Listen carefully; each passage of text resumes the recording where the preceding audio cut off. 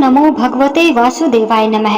आज हम सुनेंगे आंवला नवमी की कथा। जय श्री कृष्णा, राधे राधे। आज कार्तिक मास के शुक्ल पक्ष की नवमी तिथि है और आज ही के दिन आंवला नवमी का पवित्र पर्व मनाया जाता है। आज ही के दिन आंवले के वृक्ष का प्राकट्य हुआ था। कार्तिक मास के शुक्ल पक्ष की नवमी तिथि से लेकर पूर्णिमा तिथि तक भगवान विष्णु आंवले के वृक्ष में निवास करते हैं। इसीलिए इस दिन आंवले के वृक्ष की पूजा अर्चना की जाती है। मान्यता है कि इसे आरोग्य, सुख, शांति और अखंड सौभाग्य, संतान सुख की प्राप्ति होती है। इसे अक्षय नवमी भी कहा जाता है। कहते हैं इस दिन आंवले से कुछ खास उपाय करने पर माँ लक्ष्मी अक्षय पुण्य प्रदान करती है, यानी जिसका कभी नाश नहीं होता। आंवला नवमी के दिन श्री हरि को आंवला अवश्य अर्पित करें और फिर आंवले का दान करें। मान्यता है इससे देवी लक्ष्मी अति प्रसन्न होती है और धन धान्य से घर भर देती है तथा परिवार में सुख समृद्धि का वास होता है। आंवले के जल से स्नान करने से दरिद्रता दूर होती है तथा सब प्रकार के ऐश्वर्य प्राप्त होते हैं। आंवले के वृक्ष का दर्शन, स्पर्श तथा उसके नाम का उच्चारण करने से भगवान श्री हरि विष्णु और माता लक्ष्मी अनुकूल हो जाते हैं। आज के दिन आंवले के वृक्ष के नीचे भोजन करना अति उत्तम माना गया है तथा आज के दिन आंवले का सेवन अवश्य करना चाहिए। आंवला नवमी का महत्व इसी बात से समझा जा सकता है क्योंकि इसी दिन द्वापर युग का प्रारंभ हुआ था, जिसमें स्वयं भगवान श्री कृष्ण ने जन्म लिया था। आंवला नवमी के दिन ही भगवान श्री कृष्ण ने वृंदावन गोकुल की गलियां छोड़कर मथुरा प्रस्थान किया था।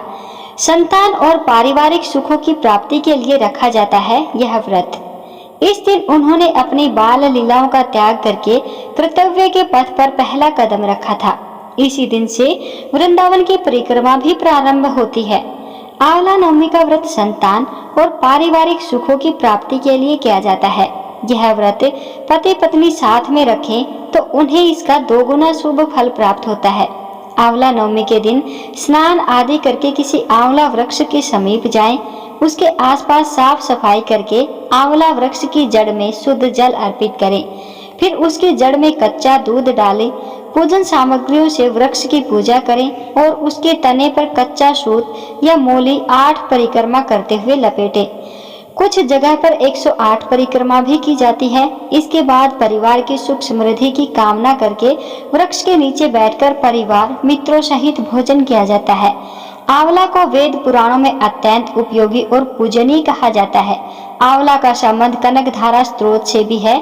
तो आज मैं आपको सुना रही हूँ आंवला नवमी की 4 कथाएं। इन कथाओं को सुनने से अनंत फलों की प्राप्ति होती है, साथ ही साथ भगवान श्री लक्ष्मी नारायण जी की असीम कृपा प्राप्त होती है। तो आप लोग बड़ी ही श्रद्धा और प्रसन्नचित्त मन से इन कथाओं को पूरा अवश्य सुनिएगा।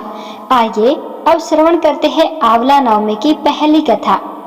एक राज्य में आंवलिया नाम का एक राजा था। राजा ने यह निश्चय कर रखा था कि वह अपनी प्रजा में रोजाना 1.25 मन आंवले का दान किया करेगा, उसके बाद ही भोजन ग्रहण करेगा। अपने प्रतिज्ञा के अनुसार राजा ऐसा ही किया करता था, लेकिन उसके बेटे और बहू को यह बात पसंद नहीं थी। इसीलिए एक दिन उसके बेटे बहू ने सोचा कि राजा इतने सारे आंवले रोजाना दान करते हैं, इस प्रकार तो एक दिन सारा खजाना ही खाली हो जाएगा। एक दिन राजकुमार ने राजा से कहा कि उसे इस तरह का दान देना बंद कर देना चाहिए। राजकुमार की बात सुन राजा को बहुत दुख हुआ और राजा ने रानी के साथ महल त्याग दिया।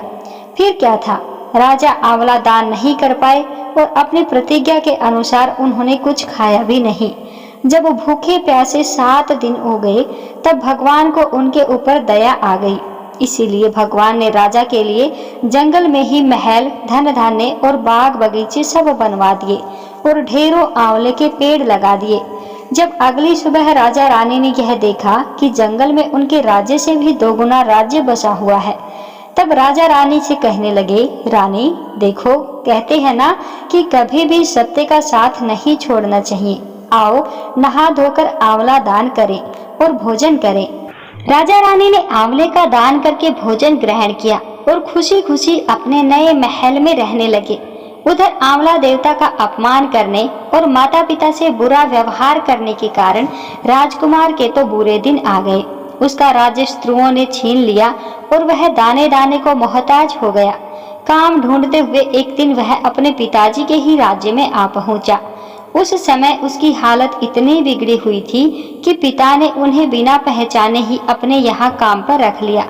बेटे बहू सोच भी नहीं सकते कि उनके माता पिता इतने बड़े राज्य के मालिक भी हो सकते हैं, सो उन्होंने भी अपने माता पिता को नहीं पहचाना। एक दिन बहू ने सास के बाल गूंथते समय उसकी पीठ पर एक मस्सा देखा। यह सोचकर उसे रोना आने लगा कि ऐसा मस्सा तो मेरी सास की पीठ पर भी था। हमने यह सोचकर उन्हें आंवले का दान करने से रोका था कि हमारा धन नष्ट हो जाएगा। आज वे लोग न जाने कहाँ होंगे। यह सोचकर बहू को रोना आने लगा और आंसू टपक टपक कर सास की पीठ पर गिरने लगे। रानी ने तुरंत पलटकर देखा और पूछा कि तू रो क्यों रही है।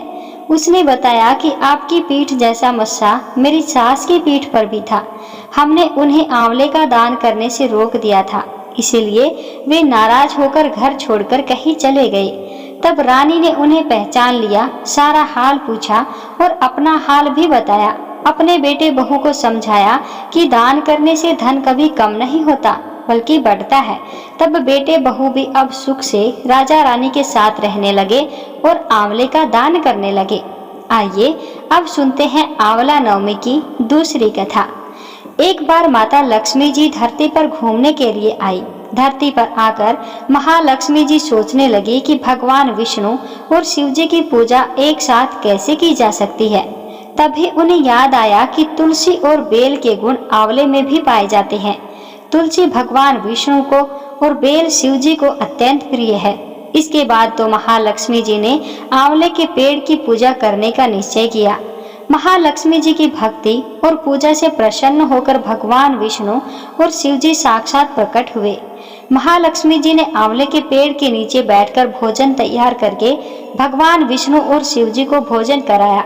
उसके बाद उन्होंने खुद भी वहीं बैठकर भोजन ग्रहण किया। मान्यताओं के अनुसार आंवला नवमी के दिन अगर कोई महिला आंवले के पेड़ की पूजा करके उसके नीचे बैठकर भोजन बनाती है और ग्रहण करती है तो भगवान विष्णु और भगवान शिव उसकी समस्त मनोकामनाएं पूर्ण करते हैं। इस दिन महिलाएं अपनी संतान की दीर्घायु और अच्छे स्वास्थ्य को लेकर व्रत रखती हैं। निसंतान महिला यदि संतान प्राप्ति की कामना से व्रत रखकर आंवले के पेड़ का पूजन करती है तो उन्हें संतान सुख की प्राप्ति होती है। आइए अब सुनते हैं तीसरी कथा। काशी नगरी में एक निसंतान धर्मात्मा और दानी वैश्य रहता था। एक दिन वैश्य की पत्नी से पड़ोसन कहने लगी कि अगर तुम किसी पराये बच्चे की बलि भैरव बाबा के नाम से चढ़ा दो तो तुम्हें पुत्र की प्राप्ति हो जाएगी।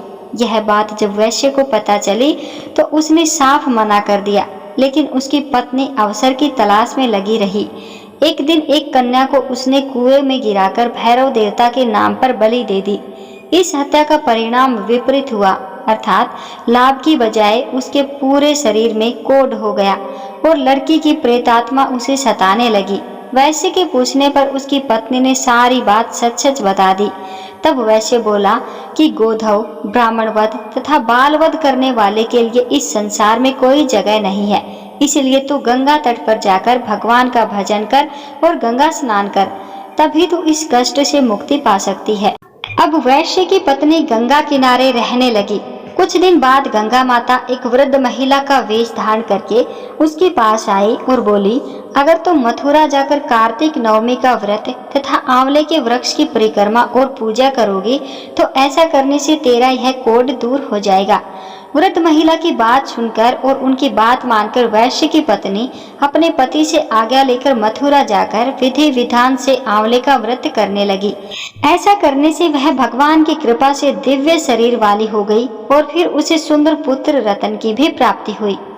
आइए अब श्रवण करते हैं आंवला नवमी की अगली कथा, जिसे सुनने मात्र से समस्त मनोकामनाएं पूर्ण होती हैं।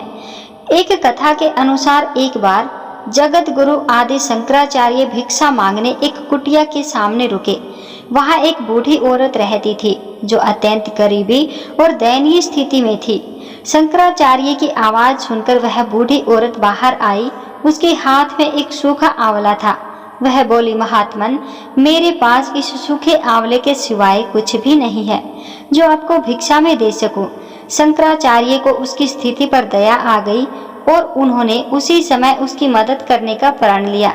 उन्होंने अपनी आंखें बंद की और मंत्र रूपी 22 श्लोक बोले। ये 22 श्लोक कनकधारा स्त्रोत के श्लोक थे।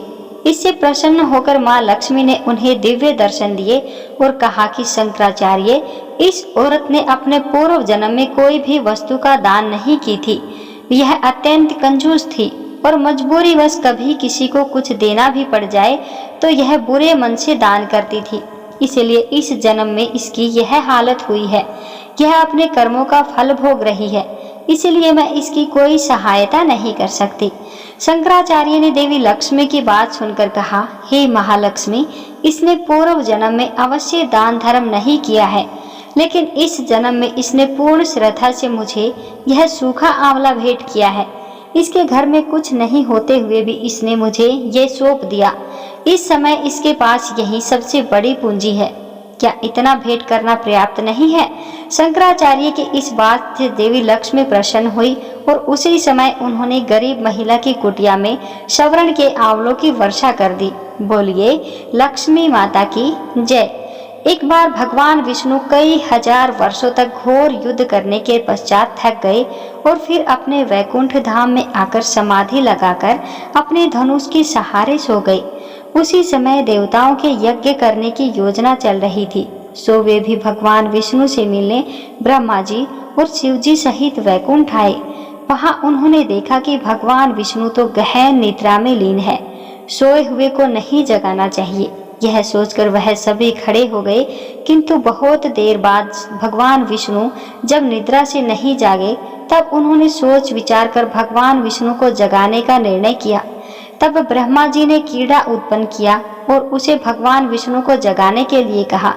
यह काम करने के लिए भविष्य का भाग मिलेगा, यही सोचकर उस कीड़े ने धनुष की रस्सी काट डाली। धनुष की रस्सी कटते ही एक भयानक शब्द हुआ और चारों ओर अंधेरा छा गया।